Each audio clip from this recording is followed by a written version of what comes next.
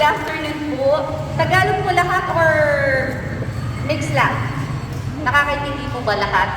Baka kasi magkaramali ako sa Tagalog. Well, tanggalin ko na. Hindi ako makahinga. Sa AXA Philippines po kami. So, I'm a unit manager from AXA. So, tama po si Maring Lu. Bata. So, kung meron na po na sa inyo na may insurance na, lahat, good. Mas maganda po yung meron. Pero yun siya kasi na-reserve lang yung HMO at saka yung life insurance. So, we have life insurance at saka non-life. Si AXA Philippines po is sa insurance. Kung ang basehan dito sa Philippines, kung wala kang pera, hindi ka mabubuhay. Right?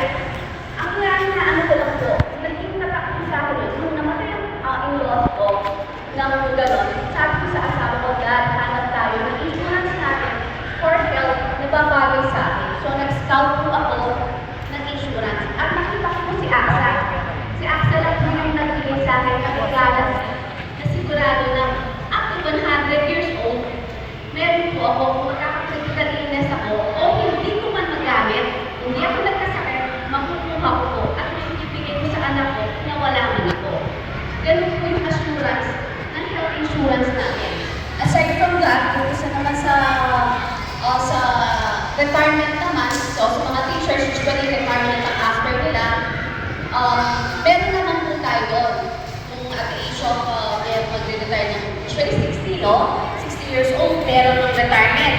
So at least, hindi mo man nagamit, meron ka makukuha. Ganon. Kasi withdrawable po to. Para siyang, hindi lang para, pwede nyo kong i-withdraw para lang kayong kasali rin po sa accommodation yung sa bantal. Hindi lang si client. Kaya kasi dito sa Philippines kasi, di ba sa room pwede na si bantay. Sa abroad po kasi hindi siya pwede. Kaya binibigyan sila ng hotel accommodation na yung kay Chris is 15,000 per day. Yung accommodation niya for the bantay only.